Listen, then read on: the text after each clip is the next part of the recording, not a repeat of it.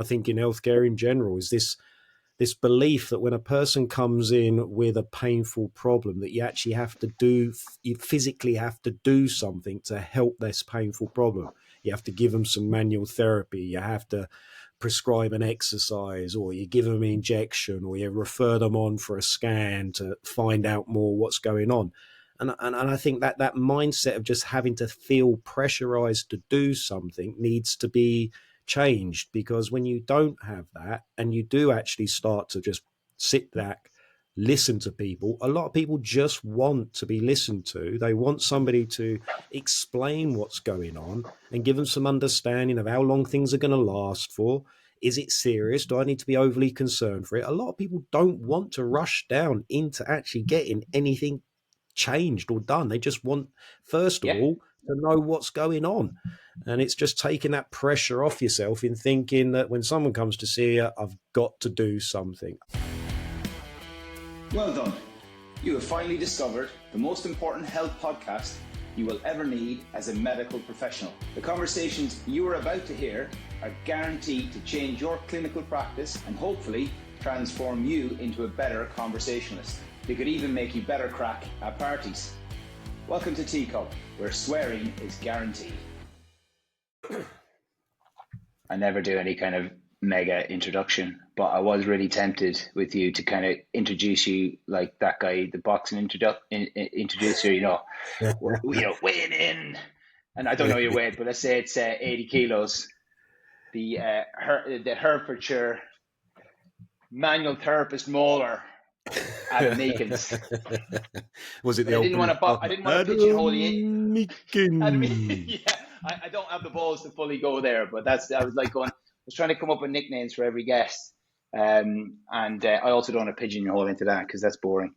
But thank you very much for coming on, Adam. And we're going to get straight into quickfire questions. It's either one or the other. Is that all right with you? Either or, no middle ground, yeah? No, kind of like, well, it depends. Okay. Black or white? Real black or white.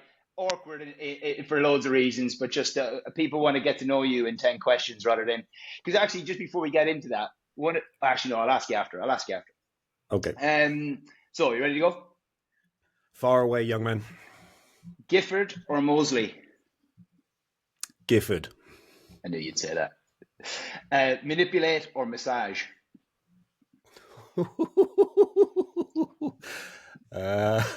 I want to say neither, but I've been told I can't. So if I've got to choose one, I think it'll be a massage.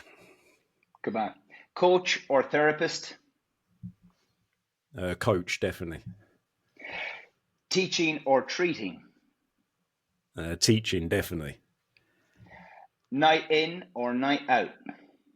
Ooh, I'm going to go night in. Boxing or lifting? Ooh. You got me in a dilemma now. You got me in a bit of a pickle. Let's go boxing, actually. Ooh, yeah. I've changed. House. I'm not the same person you once knew, Andrew. That's good. That'd be really boring. This would be a shit podcast about communication. Like, I haven't changed a fucking bit. Nothing. It was good then, and I'm fucking good now. What was it? Oh yeah, house or hip hop? Hip hop. Burger or pizza? Pizza. Communication or exercise? Oh, bloody hell. Mate. That's impossible to separate. Communication. Good boy. It's a podcast called Conversations, so I'd hope you'd say that. Yeah, I'm just stroking your ego, really, McCauley. Yeah, just giving it. You wouldn't do that. I know for a fact you wouldn't stroke anyone's ego. And then the last one. This could be the hardest of them all. McGill or Nowdy? Oh my God. You can say neither to that, but I have to I let you know. Well, choose. again, what do you want me to? In which direction? Is in like I would prefer them, or I don't prefer them. Which one am I Yeah, I'll choosing? let you decide. I'll let you decide, I, and I, no I one will think know. No one will I would know. probably choose McGill over Naldy if I had Yeah, to. Yeah, but yeah. yeah, I probably wouldn't want I to. could guess why, but it's only a bit of Yeah, crack. yeah, Just yeah. good man. And then the other thing as I ask all guests as well is just like if you were, and you can go any direction on this. I talk because I'm a big fan of music. I know you are as well. So what if you were to describe your communication style, or you as a therapist, or what you'd like to see the therapy world look like in the form of a music, song, genre? What would you do? What would you choose? Oh, uh, this might be a bit controversial, but I'm going to go with Prodigy. Oh, why is that controversial? They're fucking deadly. They are. That's exactly what I was going to go with. They're a universal sort of band. They sort of bridge generations, I think, which I think is key. And they are quite high energy. They are, you know, a mixture of various different styles, and they don't muck about. They get to the point, and I think that, in a nutshell, is what I think a lot of healthcare needs to try and do. Not beat around the bush so much. I love it. It's probably well, Prodigy, one of my favorite bands. One of So my and favourite bands. I yeah, grew up with a Prodigy, mate. yeah. Saw a Milton Keynes Bowl. One of the best nights of my life was at the Milton Keynes Bowl watching What year Prodigy was live. that? Oh, now you're going to test my memory, mate. I'm going to say 92, maybe 93. It was Yeah, early interesting. 90s. Because they were played in my hometown in Sligo, do you believe it? In 1994, 90, maybe 95, where my brother went to it. He's about 5 years older than me. And I was kind of quite young. And it was like, I remember it was like, what was I? Well, I was supposed to be about 13 maybe or something like that. Never been to a gig before. But I'd all around, I had the two first albums and all that. And I never went. I never ended up seeing them. I don't think, it's the one band I just didn't, but like, again, I love your answer because it's a mix of styles, isn't it? It's whether people know them or not, but they've gone from very clinical rave to then like punk rock to Yeah. kind of all their albums are slightly different. If you ever listen to them being interviewed, they've got such a cool view about music, and they became popular, didn't they, as well? So that was the other thing, they made mainstream, but still managed to be cool and while they're in mainstream. I don't know if there's maybe the Beastie Boys or someone like that, maybe are the only other kind of group like that that could do both things. So I think it's a great way of looking at therapy because that's what if you listen to Liam as well, the guy out of that, I've just heard something recently and he's talking about like, not really giving a shit about what other people are thinking about your style. You're just going with that kind of idea with it Yeah. sounds good, it looks good, But I and think yeah, what they do is they sample a lot of good music and then make it their own. Another one of my idols, old Bruce Lee, he famously says that as well, about choosing or going and selecting the best bits. Learn from everybody, I think Bruce Lee said, and select the good bits, disregard the bits that aren't so good, but then add things to it unique that is your own. And I love that sort of quote. And I think that's pretty much what Prodigy do with music. They sample other people's stuff, but they then add to it and they turn it into something that's completely unique. And that's, yeah, a great way to look at life and therapy in general. yeah, brilliant. Oh, you're just naming all of my favorite people and things. It's just like it's like a privilege. It's like one of my slides is Bruce Lee is like be like bamboo, be flexible. It bends with the wind. You know what I mean? Or Jeet Kune Do, which is the way of the intercepting fist. I could keep going on about Bruce Lee and the Prodigy for the rest of the podcast, which some people would be all right with, but I'm not sure everyone would. But yeah, that really cool, nice one. Well, listen, the next thing I was thinking about which questions I'd ask you about this, and what was interesting because I've known you a long time, and one thing you definitely are is very supportive of people who reach out and help. But and that's all I could ever say is like anytime I had stuff going on in the beginning, you were supportive and all that kind of stuff, and no matter what, you tell the truth and give good feedback. And then but one question I get about you, and you probably hear this a lot, is people go, "Oh, do you know?" And I'm like, "Oh yeah," and they go, "Well, what's he like?" Is he the same as he is on Instagram or social media as he is in person? So I have my answer to that. Like I'll give an answer to that. But I wanted to kind of ask you in your way, what do you think I would say about you, or what do you think is the impression based on, is there two different Adams, and is there a reason behind that? And could you explore that a little bit more? Because it's communication, isn't it? Yeah. So I get a lot of people giving me feedback on this when I go traveling around the world. A lot of people, they come on my courses because they've seen me on social media and they've heard me on social media and they want to go and see me face to face. And I'm going to say I've pretty much had a sort of 50-50 split, with people saying you're exactly like I expected. And then I'd probably get another 50% will turn around and say you're completely different than what I expected. So I don't think I've got any sort of strong indications one way or the other what the general consensus is about what other people think of me based on my social media activities, and then what they perceive me as in real life. Because I hear a mixture. Some people say, oh, you're completely different, you're much more calmer and nicer than you are on social media. You seem to be a bit more, grounded and a bit more nuanced than you are on social media. But then I have other people who say you're exactly the same. You've got the same approach. You've got the same, opinions. You express yourself exactly the same way as you do on social media. So I think, again, that comes down to individuals' interpretation of what they read and what they listen to. Everybody's going to interpret things differently, like people listening to this podcast. Some people will levitate with it and enjoy it, and other people will think, oh, not my cup of tea, and didn't get much from that. Some people will think it's a good conversation. Some people will think it's a bad conversation. So I think, trying to ascertain what other people think of you is a lot of the time hard to do, because there's a lot of variation in that. All I would say is I try to put myself out there on social media the way that I would do face to face. I know some people don't believe that, but I very much don't try to have a false personality on social media. I very much try to be genuine and authentic, warts and all, and I'll be quite open and honest and say that, sometimes I am a dickhead. Sometimes I can be a bit of a blunt, direct idiot. And that comes across, I think, on social media. So I just try to be authentic, not anybody else that I'm not. I'm not trying to put on a show. I'm not trying to,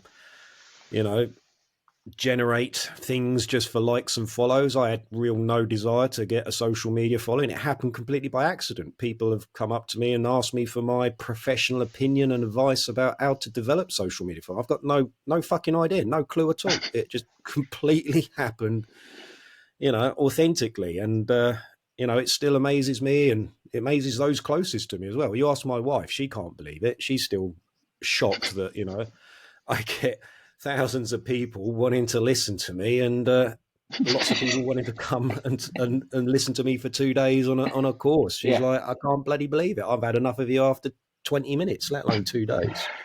Well, it's a good answer from a really a good answer to me, because it's a really interesting, it kind of goes into the fact that I wanted to set up a podcast, because so many times people will go, like Ben, when I spoke to Ben as well, as like biomechanics, people absolutely lose their shit over structure, more so than they do a communication course, or even communication kind of info or content, whatever. And we kind of, just to kind of summarize there, is we were like, people often give lip service to it. So they say it's important.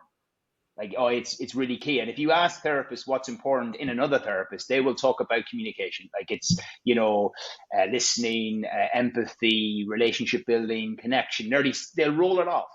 And I'll actually even ask people, give me a list of all the things you would want to see in a therapist. And there's the only ever non-communication based one in some ways, and it's still communication, is knowledge. So you have to have a certain amount of knowledge to get to be a therapist. You know what I mean? You would hope, there's a baseline level. Let's not forget about that. But that's the only thing you test in an interview.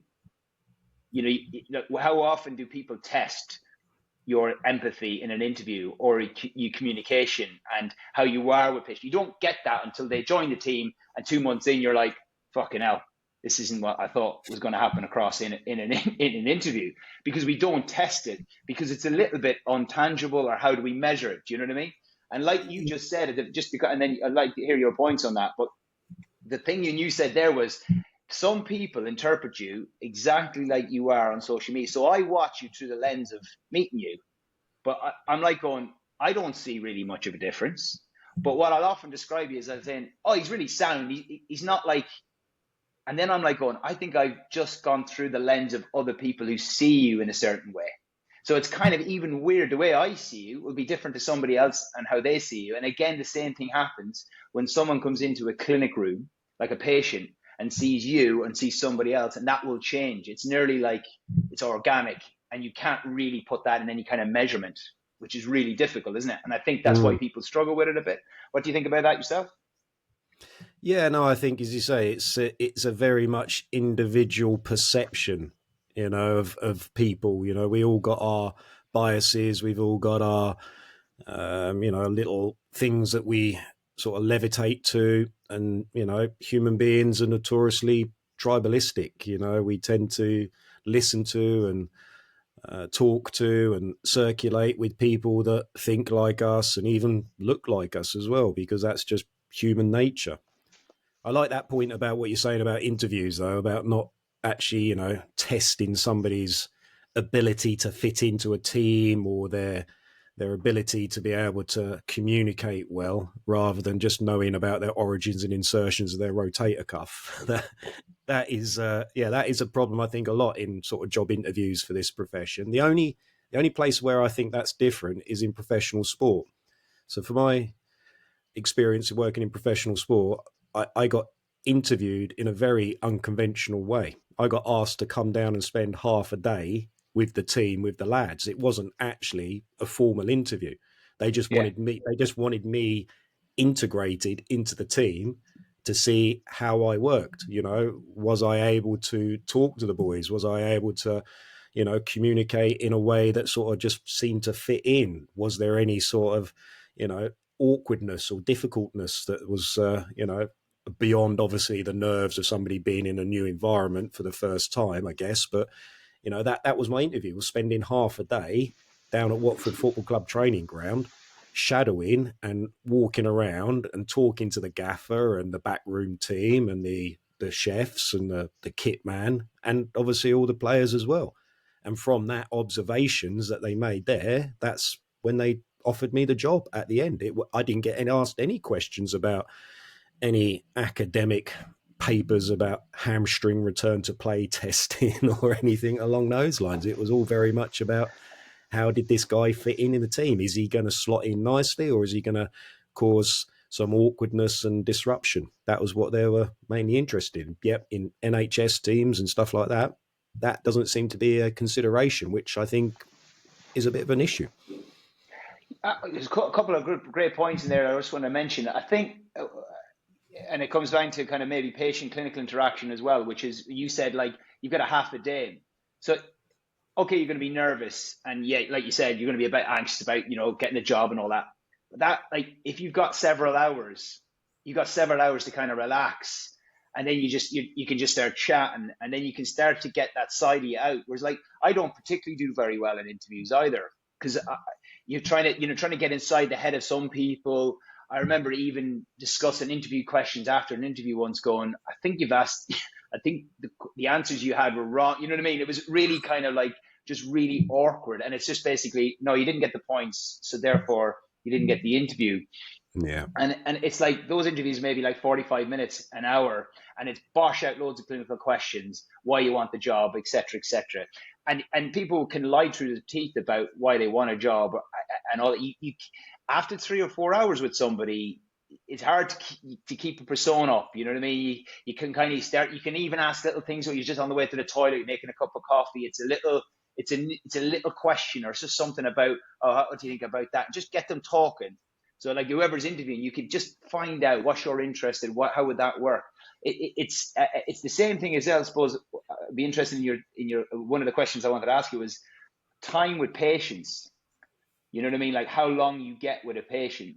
What's your feelings about the time you get with a patient? Like, you can throw out maybe how long you have, and then how long you have and how much you would want to have.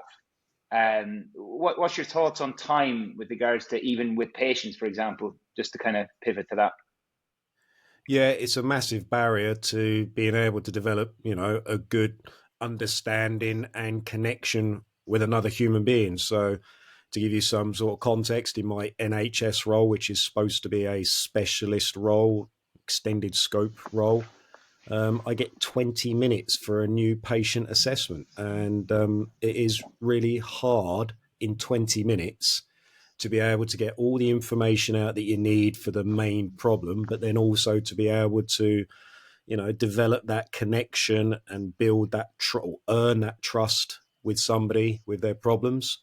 And I find it a huge barrier to how I communicate, because I do internally feel rushed as hell. I'm a bit like a swan, I'm trying to look all calm and serene on the surface, but Yeah, inside my mind is racing at 100 miles an hour. And I know I'm not thinking as effectively as I could do. I'm not reasoning perhaps as well as I would do if I had a bit more time to think about things. And I'm certainly not communicating with that person in exactly the way I would like to. I find myself sometimes ignoring comments or questions that I would have liked to have gone on and explored a bit more, because I just know I haven't got the time to yeah, prioritize exploring these things. So I'm going to have to put this onto a back burner, maybe consider it at another appointment later on down the line. So yeah, that is a big barrier to communication in the NHS, is limited time slots where we all feel pressured. In my private practice, I allocate a minimum of an hour, which takes the pressure off hugely. I think 60 minutes for most things is a great amount of time to be able to spend to explore the person's background and develop some connection with them a bit better. But again, I find a lot of patients are sometimes not quite prepared for full hours conversation, because they're used to going to see a healthcare professional and feeling rushed and thinking they have to get through it very quickly. And so I say to a lot of people, sometimes I'm telling the patient, slow down. I'm not saying slow down, but I'm like, there's no rush here. You can talk about anything you want to. Don't feel like you can't, because we have got yeah, the time to do that. And it sometimes is safe for people that have experiences of the NHS. It is a really unusual situation for them to find themselves in, that situation with a healthcare professional where they can take their time and talk about things around the issue rather than just directly about the issue itself. yeah. So I think for most things, an hour is good. Um, Working with some really complicated patients, I think there may be roles here for longer time periods. Yeah, But I think there's also an element of attention fatigue, when it comes to longer appointments. I think it can sometimes be a bit harder to maintain the focus and the attention when you're doing something over a 2 hour or a 3 hour period, which I know some people advocate. These chronic pain specialists, they sometimes do have these multiple hour sessions. And all I think about when I hear that is, I hope they take a comfort break. I hope they have these 5-10 minute breaks where they can go away and not feel like they have to keep questioning and talking about things, for both parties, for the person coming in and the therapist and the person doing the consultation as well, because that's hard work to be able to do something for more than an hour. so I think yeah, and we could. I suppose there's a debate there for like interesting. So my time frames are lucky in the NHS. I got 60 minutes for an ESP job, Wow, I and I need to had to come and fight work for at that. your trust. Yeah, and I had to fight for that because they wanted to reduce it to 45 minutes. Right. And what's interesting is as well, it's an interface team. So basically, when you get patients in who might be coming in a second flare up of rotator cuff tendinopathy, something like that, something that they do not need even injection therapy, certainly don't need a scan, or certainly even don't need orthopedic input. But because it's a second flare up, and because of maybe the first initial physiotherapy maybe didn't get them back to kind of maybe full pelt, or didn't prepare them maybe for future failings, or whatever it might be, it doesn't really matter. They've got a flare up of the same problem, but because they've had a second time round, they've gone, oh, physio hasn't worked, I want to see a specialist. So they end up in my clinic kind of going, right, I'm considering this has got to be serious now. This is bad. So we need imaging now, and we need that. So, and that takes, from a coaching perspective, you're kind of like, you got to let him get it out. You can't interrupt them too quickly with that. No, I'm not giving you a scan, and no, you're not having surgery. So then it becomes a kind of like what you were really interested saying is that I've labeled it TAS, or therapist anxiety syndrome, is where you're kind of like, you're like, right, I have to solve this problem. I've got fuck all time. And that means every time that you were mentioning, is like they'll ask a question. I'm like, if I explore that, that could possibly solve the problem here, and actually allow them to get it all out, so that by the end, all I really need to do from a clinical perspective is 10 or 15 minutes of really kind of coaching, a little bit of advice, and maybe even, look, we're going to get you some physiotherapy now, and this is the reason why. So you can kind of guide them. But because of your time restraint, the therapist's anxiety goes up. And when there's some good studies around anxiety, both on both the patient side and the physio, is that our memories go down. So our memories are poor. So we can't really retain the information. So on both sides, you're kind of like, you're trying to get through stuff. Your body language is saying it all over, and you're trying to get through this really, really quickly.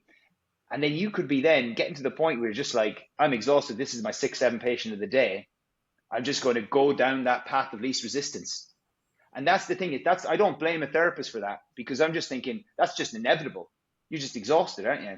So It's a bit like, testing as well. If you've got kit that makes things quicker, you're going to use that kit quicker. You're going to use that kit. You know what I mean? If any tech that makes my job a little bit quicker to test, I like it. If it's going to take me 15 minutes to set it up, and it's Friday at 4:00, it's going to be a lot harder for me to do that. Do you know what I mean? So it's interesting that you kind of have that feeling of pressure in a role that could be going down, pushing people towards surgery potentially. Yeah, no, I think our environments dictate a lot of our behavior and how we act and do things. And I find myself many times in situations with patients behaving in a way and doing things in a way that I wish I didn't have to. But I am restrained and confined by the environments and the systems that I find myself working in. And so sometimes it's these things that dictate our paths of action. So I try to fight against it, but it is difficult. It can be really challenging when your environments and systems are fighting back against you to be able to do that. So, there are times when I have sent patients for imaging when they clearly don't need to, because I could have spent time explaining it in more detail and exploring things with them a bit more to be able to get to the crux of the issue and hopefully build their confidence up to realize they don't need to go for another ultrasound scan or an MRI. But it's much easier just to click the buttons and send them off and they go for an MRI. And then hopefully you think, well, if I see them next time, then I can go through the fact that they got nothing to worry about and that we can hopefully placate it that way. But rather than doing that first, I've now had to do something unnecessary, waste some resources, waste some time, perhaps add a bit more stress to the patient now, thinking, there may be something else going on, rather than being able to, not go down that pathway. But yeah, the situations and the environments we all work ourselves in often, and I don't blame any therapist who finds themselves in these situations for doing things, such as, even pseudo-scientific treatments, all these things that are sometimes, are out there. I never blame a therapist for using them, because I know sometimes they don't want to use them. They are there because they are quick, simple, they manage patients' expectations. And sometimes, it's those factors that have to be looked at and addressed, rather than the so-called correct way of doing things.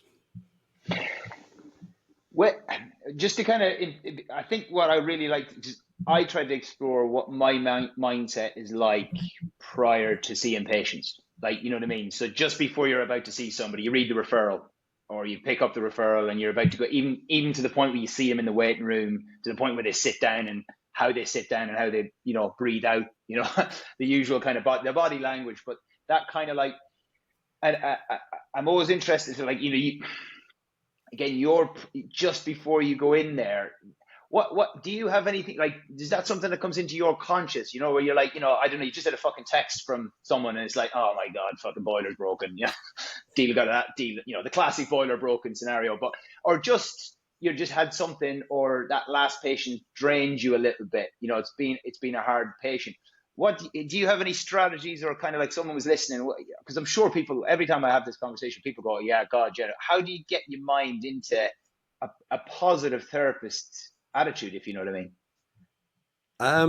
I don't think I've got any sort of tips or like techniques. It's just, I think, something, as you said, you've got to be aware of your own mindset. You know, you just got to make sure that you check yourself on a regular basis, perhaps to say before every patient. I wish I'd say I could do that, put my hand on my heart and say I do that all the time, but I don't. You know, Yeah, but I do feel, you know, when the pressure's building up and the stress is building up, I think to myself, okay, don't take it out on this next patient. Don't get your stress and anger because you're running over and the last patient, you know, it didn't go well and you didn't have a good feeling with it. Don't take that out on the next patient who comes in. So there are situations where I do find myself having those little sort of self talks with myself.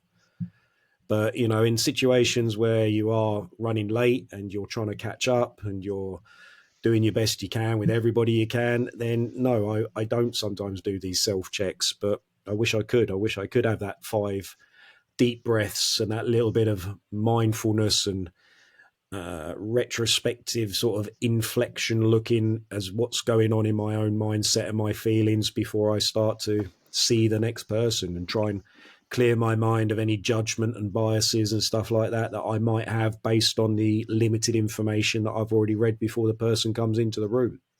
But yeah, that in an ideal world, mate, would be done, but often it doesn't. But I think it's just when it builds up to a point where I can really feel myself feeling it. The main thing that goes yeah. through my head is just like, don't take this out on the next patient. It's not their fault that you've been running late. It's not to be taken out onto them. Don't try and penalize them with the time that you should have with them because you want to try and catch up. Try to, you know, just take time and pace yourself. Yeah, and like if you think about it that way as well, like, another kind of to add to your point really is like even that, like this kind of stuff doesn't have to be too complicated. You don't have to be a fucking guru, you know, sitting there humming and you can be like, yeah, let's stop the rut. You know, it's a bit like you eat a couple of chocolate biscuits. Now you can crack on and eat the rest of the packet, or you can just say, okay, Yeah, this yeah. isn't getting me anywhere. Do you know what I mean? This is Just this. stop I it. gotta Yeah. stop. Yeah, just stop. Like I've enjoyed the biscuits, but like eat more biscuits ain't going to help the situation. I'm just getting into guilt zone here, and I suppose it's the same thing as like if you then keep carrying it on to patient after patient, you're just creating probably more work down the line for you as well, or more discomfort with regards to it. So I think even just that kind of like, don't take this out in the next patient because selfishly, it's going to mess you up even more, and because you're just going to be like, oh my god, this day is the worst day of all time. Whereas like you've always got a chance, a bit like a football pitch, you've always got a chance, or a rugby pitch, whatever. To okay, the last game is poor. Well, I now have a chance to change that straight away. And we've also got a privilege to be able to change that person coming in. You could really make a map. Like, I don't know again how long we think about things like that, but we are making their day potentially, because this could be something they've had 6 months of awful pain, relationship breakdown, financial implications, and we've got this power in our hands to kind of go, you know what, we could actually buzz off the end of this session. Because I don't know about you, but like I'm in this game for the selfish reasons of connection and that buzz you get at the end when someone's gone, fucking hell, that was brilliant, and I'd like to recommend you. Do you know what I mean? I'm in it for that game. Like I can't deny that's what it is. That makes me feel good, and I don't know what you think about that. But Yeah, no, I think it's a good attribute to want to be in healthcare is you genuinely want to help people and then you want some recognition for the fact that you've helped them. I think that goes a long way in keeping the passion and the motivation for a healthcare professional to keep going. And I agree, you know, those moments when you do get patients who say, thank you, what you've said here has really helped, or, you know, the way you've explained that is really clear. You know, and one of the ones that really make my heart sing is when people say, I've seen so many other healthcare professionals yeah, for this. You're the first person who's actually taken the time to listen to me, and it yeah, shows, you know, you're coming across as caring. You know, that those sort of compliments, they really do go a long way at getting you, you know, motivated and saying, yeah, this is why I'm doing this job. I had an interpreter coming in on my Monday's clinic with a patient, and I've seen this interpreter a couple of times, and every time he comes, he's a nice, friendly chap and everything.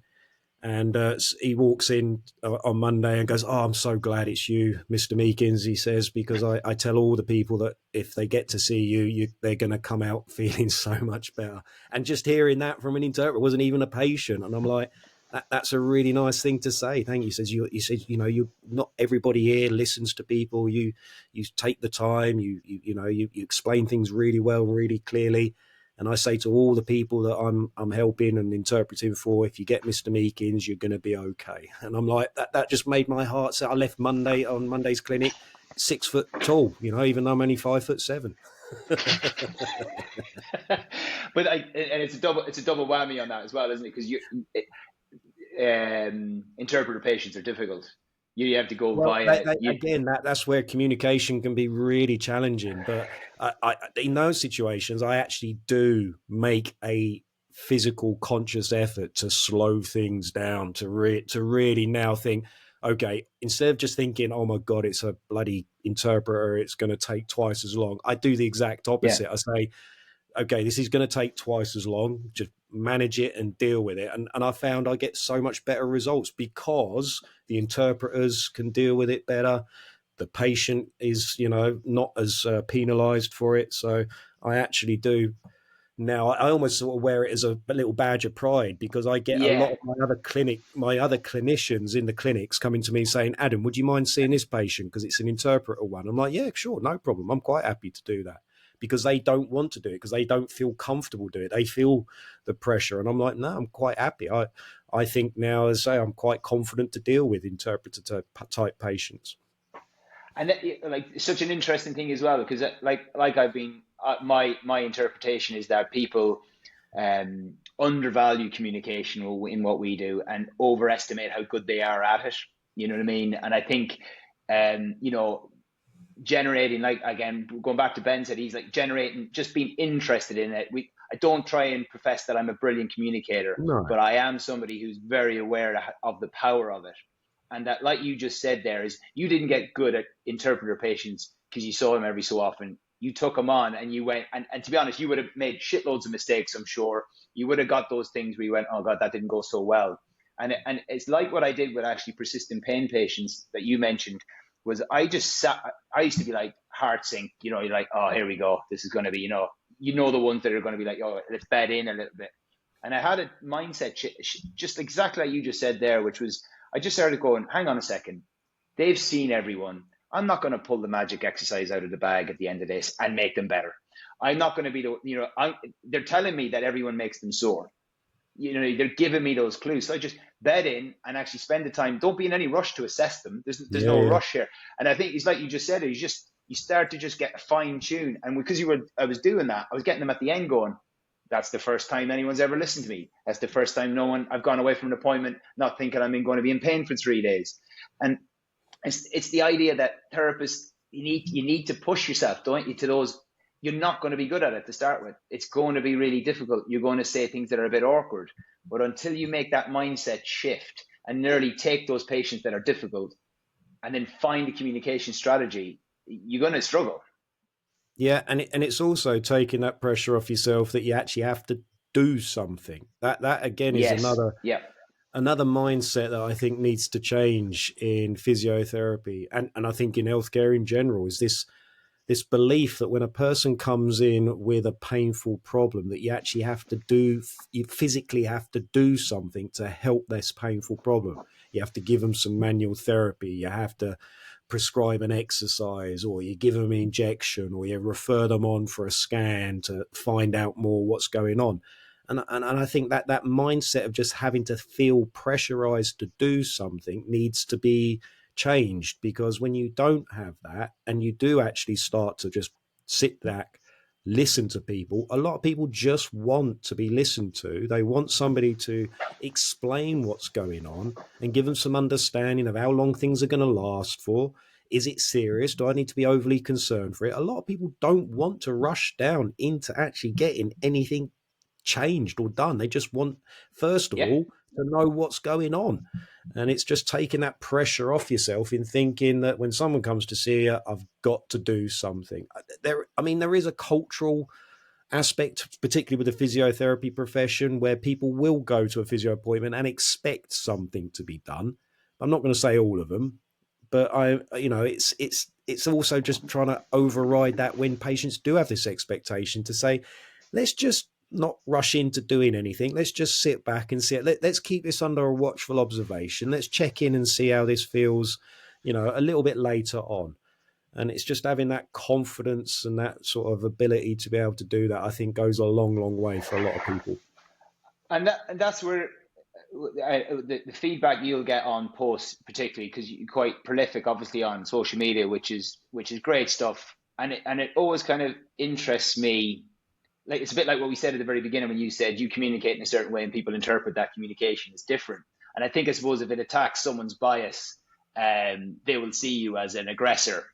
And certainly around, like, a recent post you mentioned, actually, which was an overtreat. We overtreat people. And it's I can only read a couple of the comments in your sections. I don't know how you deal with it, man. It's fucking just your next Lots level of alcohol and oh my push-ups. God! You read it and you're like going, wow, that's interesting that you don't see that you're effectively talking about better communication skills. And I need to touch somebody, and then they feel communication. All these arguments that come across, and what are we supposed to do then? Nothing. These kind of really interesting kind of feedback on that. And I'm like going, you really absolutely have no idea or understanding of pain or behavior change, or even around the kind of facts that if you look at the adherence research, people don't do more than one exercise if you're lucky. Most people, like it's not, a lot of people don't exercise. Yeah. So it's like you then shoehorning in change and like you said, giving them things to do because you think that's going to be evidence-based or whatever, wherever you come from. It's like going, hang on a second, pal. You've not listened to anything that patient's told you about their lifestyle, and you then think you're going to bully exercise in there. It still baffles me that people who get into therapy still think that there's no value. That's what I mean. There's no value in that communication, Yeah, I do. But again, I don't immediately rush to blame that individual because I know it's probably what they've been taught by the institutions, by the educational system. And I think this is where it needs to change, Andrew. The universities and the postgraduate, pre-graduate courses, they need to shift their focus from training everybody about all the technical skills to be a physiotherapist, which are important. I don't want to, underplay that. As you said, there's a certain amount of knowledge that a physio needs to know. There are technical skills that you need to know, but there needs to be more emphasis on relationship building, communication styles, interaction, building relationships, generating rapport, earning trust in environments that are quite challenging to do that. There needs to be some more education, there needs to be more training, there needs to be more emphasis on doing this first before you then start to rush in with all the technical know-how. Because as you know, without good communication, all your treatments are going to be less effective. Your interactions enhance any interventions you do.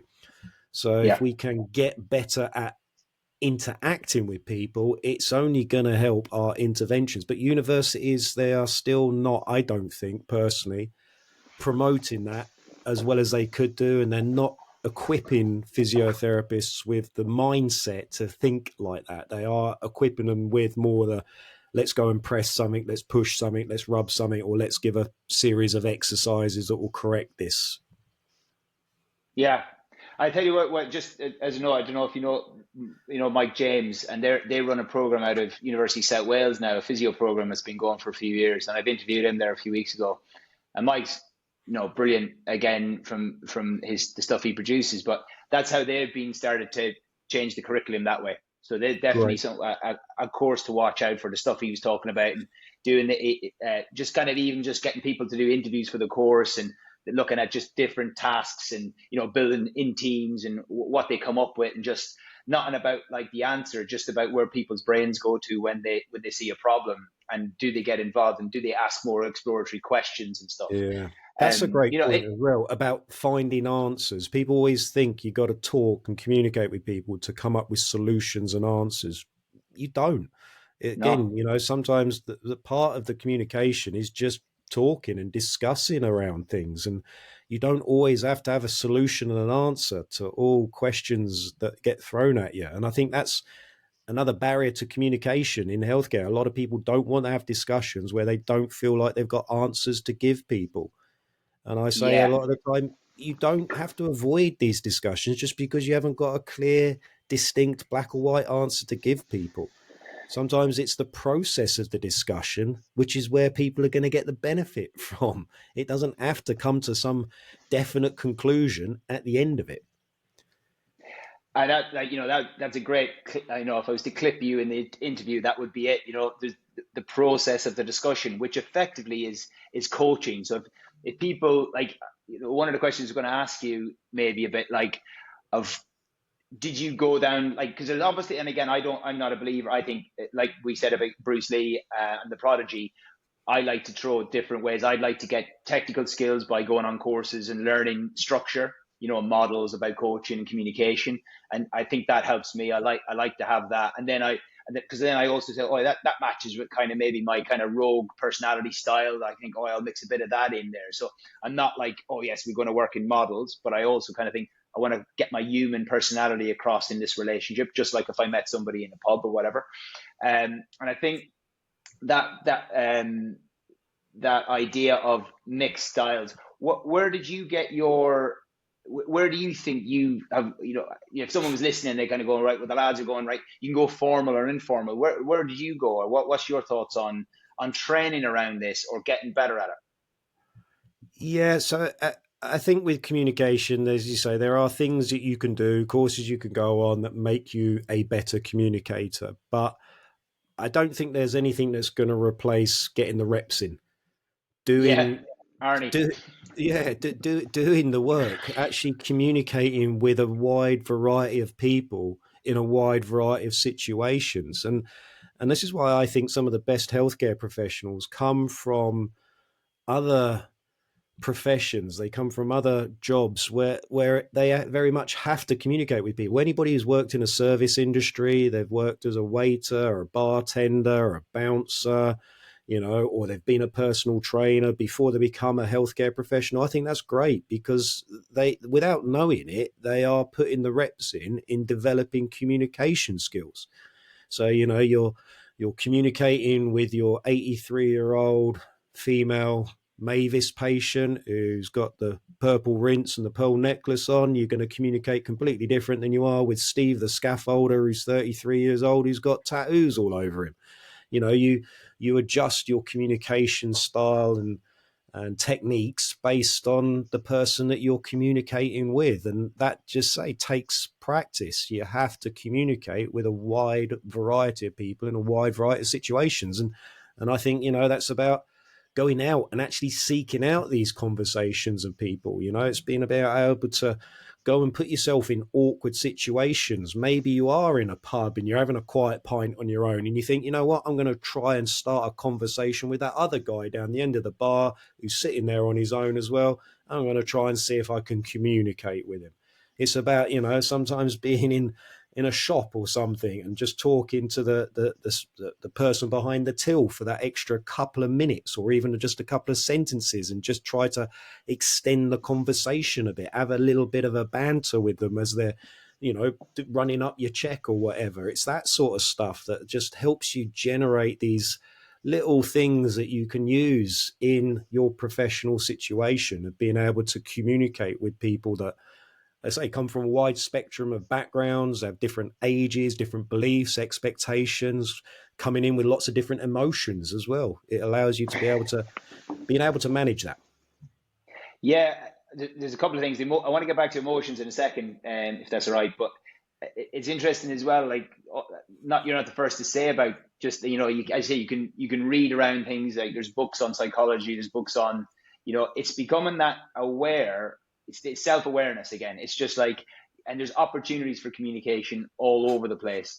And like, you travel a lot with teaching as well. Like, there'll be things about meeting people in different countries, and then just even people who maybe host you and stuff like that. Like, do you ever find that you're in with a patient and you're drawing on loads of the experiences or maybe things that you know about where they're from. Like I'm a big fan of like whereabouts you're from kind of thing, or where's your finding some personal connection, finding that in with a person, I think is a great little technique. Finding some common ground, whether that's, they've been to excuse me, they've been to a Sorry. location that you've been to, and you can talk about what you liked and didn't like about it.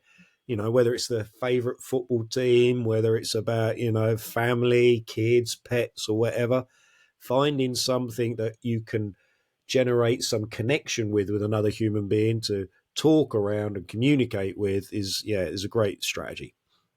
Yeah, because like it makes sense, doesn't it? Like we like people who are similar to us.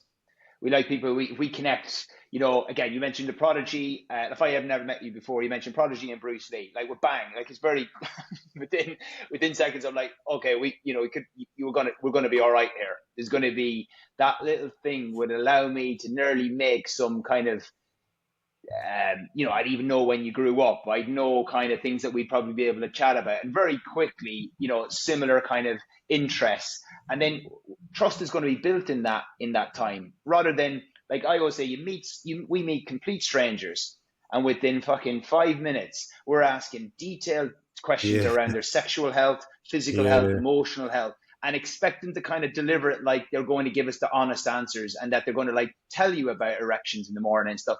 And you're like, you've just met someone completely random. And yeah, I think that's what you're saying there, I suppose, to summarize a little bit, is that you're not just saying, oh yeah, you're interested in a football team, or are you interested? It's actually some of those things that then suddenly make people go, oh, this person's like me. And when someone's like you, you're going to trust them that little bit more. And it might seem daft, but that is the difference between just yep. banging out loads of questions, right? Yeah, absolutely. And I think one of the best ways of trying to do that is as quickly as you can is reduce the hierarchical barriers that are around Yeah. healthcare. Try to make somebody feel like there isn't this superiority or power complex in this conversation. And a nice way I try to do that is just be a bit more humanistic in your communication. Is just, I often tell people, because this interpreter keeps calling me Mr. Meekins, I'm like, please don't call me Mr. Meekins. Only solicitors and Big policemen. M. Yeah, solicitors and policemen call me Mr. Meekins, and it normally means I'm in trouble. So please don't call me Mr. Meekins. Call me Adam. Just bringing things down so we're all at the same sort of level. And I say to can I call you Eric, or can I call you Steve, or is it okay if I call you Mavis? Just finding that in those first few seconds of meeting somebody, just trying to get everybody down on the same level, making sure there's no sort of power dynamic in the room. Again, I think helps massively with communication when you're talking about difficult subjects and issues. I think people are, what I think as well, when I speak to therapists about this in any format, I think they're a bit nervous and scared of it. Some of them, you know what I mean? Well, there's It's like, professionalism question, isn't yeah, there? Yeah. yeah, it's the professional question. And that's what I suppose I kind of said to you, maybe go near that, but that's perfect timing really for it. It's this boundaries and professionalism. And it's interesting because those goalposts move depending on the person who's saying that. Because I'm like going, so at the end of the day, if you want to look at the goal is to try and do the best for the patient, get them towards where they want to be, or whatever that thing is. So a resolution in their problem. That may not be something you can deal with, but you may be able to signpost them. But this idea that, like you're talking about there, is being humanistic and not a robot, and not sitting there with the big computer and all the scans and all this kind of hierarchy, which can make people very anxious. And I think we assume people come to you and listen to us, but they're often really, really nervous, really anxious. They don't know what you're going to tell them. So where's your kind of thoughts on how are you going to affect this kind of way of thinking around, what's your definition of professionalism? What's your thoughts on boundaries around that? I know it could be here all day, and this is, we're near the end, but talk to me about that. Yeah, professionalism, as you say, from a definition point of view, is woollier than a herd of sheep, mate. It's incredibly difficult to be able to define what is professionalism. And I've used this saying a couple of times before when I've had these discussions. I think to define professionalism is a bit like trying to define pornography. It's going to mean different things to different people, but normally Yeah. when you see it, you can sort of say, okay, that is what it is. But it's Yeah. very hard to put down in words and terms. So I think professionalism is like pornography. Not quite sure what actually defines it, but when you see it, you know it is or it isn't professional or not. And I think that's pretty much where my mindset is.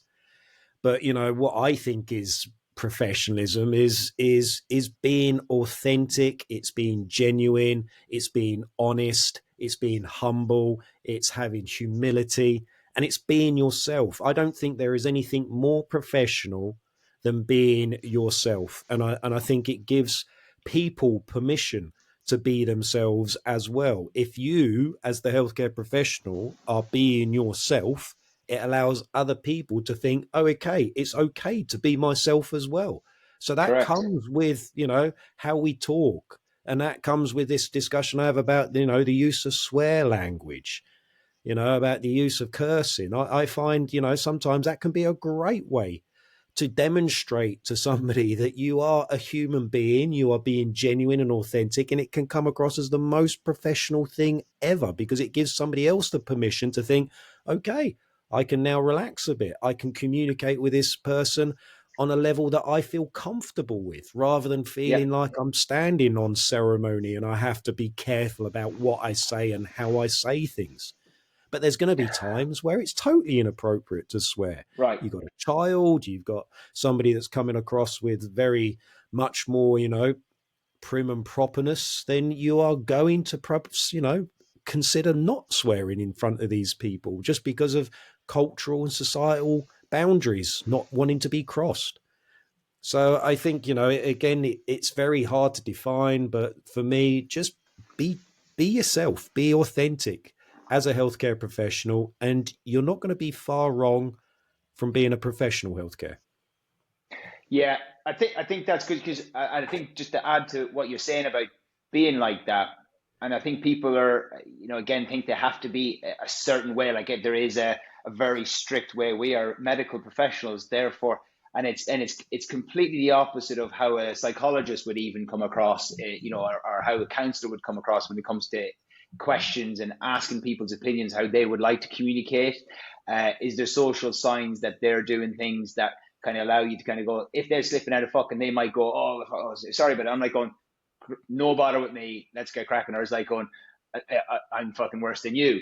And you can literally see, and this would be interesting if a study was done, is they just instantly go, right, Grant, Yeah. I'm talking to somebody here who I can talk to. And I'd love to get a study in communication where it was just like the communication was allowed to go in any way and that swearing was allowed in some way, at I've the done right one. time. I've They have published done one. one couple of months ago. Yeah. So I worked No with, way. two You American did, or physio. somebody Yeah. else? No, me. So I worked with two American physiotherapists and we Did you on the published. podcast? Is that the No, we podcast you haven't did done a with? podcast on it yet. I'm going to get them on soon to do it. But say it's only been out a couple of months, but we did a case study of a physiotherapist swearing, a real case study of a physiotherapist using swear language in a consultation with a patient and showed the positive impacts with it. And then we have a discussion around, the pros and cons of swearing. So we've got some case studies out there, and I'm now involved in a slightly bigger project where we're getting patients' feedback after they've interacted with physiotherapists, and we are asking them whether they swore, whether the physiotherapist swore, what their thoughts and feelings were. So it's a qualitative study to get Yeah. patients' opinions of what they think when healthcare professionals swear. And the preliminary data is coming through very positively. It's coming through with no major, negative effects with it. If anything, just the opposite, more positive effects. And I think, again, it just demonstrates how we are having to, adapt our styles and our communication as part of that with individuals we see. And it amazes me in this day and age how we're accepting of diversity in every other area except in communication. It seems like communication is the only area that doesn't want to accept diversity. It has to be done in a certain way, or people have to speak a certain way. Yet you're okay to look different. You're okay to act different. You're okay to dress different. You're okay to have different genders and all these sort of things. We're quite okay and comfortable with that. But no, can't talk differently. You can't express yourself differently. That's not allowed. And in this day and age, I say, it just doesn't make any bloody sense to me. Any fucking sense to me, in fact. I was going to correct you there. You needed to say the fuck, and that kind of comes on to the fact that people will always be able to say, oh, well, in that situation, it didn't work. But no, what about these 99 situations where it did work? Just like anything, I think we need to be also honest with ourselves. When you said about being authentic and being yourself and communicating in the style that you feel comfortable with, people, we've been communicating for a long time. It's why we are the king of the food chain. Because we communicate well, like that's a known fact. We communicate in groups, so we can gang up on people. That's the end. It's probably going to be the end of us as well. But there you go. But like so it's kind of like from the word go, we can do that. But as a therapist, and this is going to sting a little bit, is we can't fucking help everyone. And yet, inherently, I'll happily say is I will think I can help everyone. In my head, I'm going, oh yeah, I'm going to try. I'm going to help the shit out of people. We want to try to help everybody, but we can't. Yeah. Again, but we can't. Yeah, and that's me. So we're hardly going to think that we're going to help, but it's just recognizing when your communication style may not fit with that other one. So there's times I know when patients go real well, don't they? You know the ones it's just easy and everything goes well. Even if you're giving bad news, it's still easy. Whereas you get those ones that it's just like it's treading through treacle. It's just opposite personalities.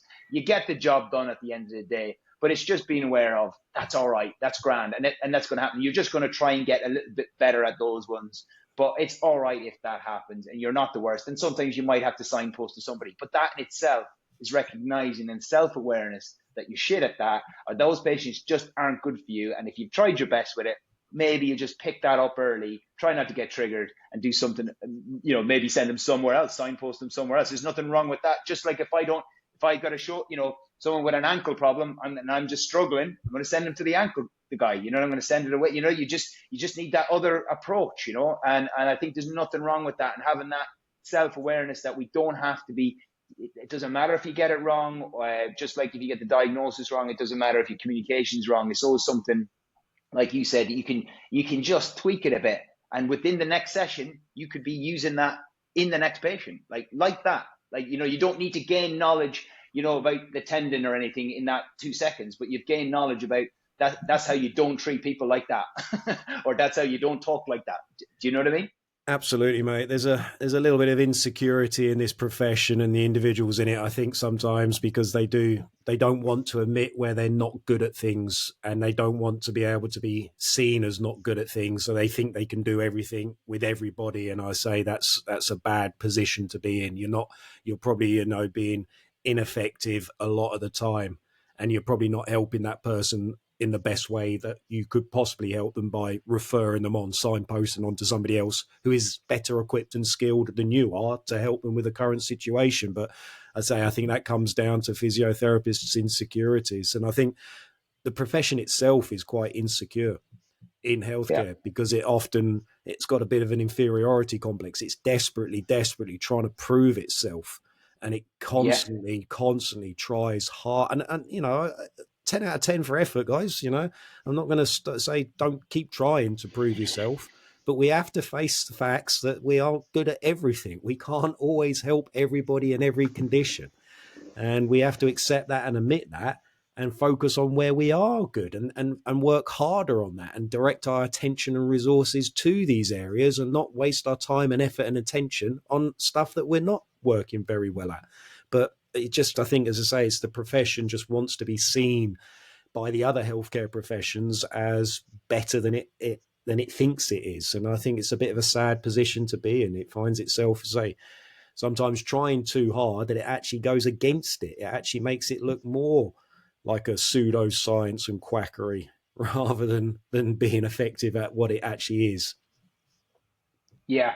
No, I completely agree with that, and I think it's this is why I wanted to have conversations with the likes of yourself and other people, just to kind of keep saying these things, like showing the frailties, showing that You're not going to be good at everything. How do we start chipping away at this insecurity? Because it's grand old saying that we are, but like we need to, hopefully more and talk more about people. it, normalize it, Yeah, say it's okay. That's the way to deal with it. That's the simple way. Yeah. Yeah, exactly. And I think that's what hopefully, if anyone was to listen and they're like going, like, if they're listening to more episodes of this, there's a current theme going through all these conversations. Everyone's got their own little bits, like everything was different, but it's still given the same theme of this kind of, you got to make mistakes with it. You're not going to be perfect. That's grand. You're going to see 16 patients a day. You're going to fuck up some of them, and you're going to do a really good job with the others. Therefore, the ones you did a really good job with, you're going to be able to maybe learn, but you're going to probably learn way more from the fuck ups, and then you're going to try and see if you can get better and be more self-aware. So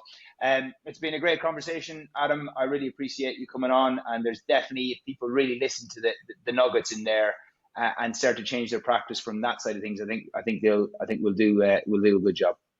Thanks again. Cheers, Andrew, mate. Appreciate the conversation. Cheers, bud. Cheers, bud. Thanks for listening to TCUP. If you liked it, tell all your friends. If you didn't, well, maybe you'll like the next one. Go to procareeducation.com or Procare Education on Instagram for more information on courses and the Bamboo Project.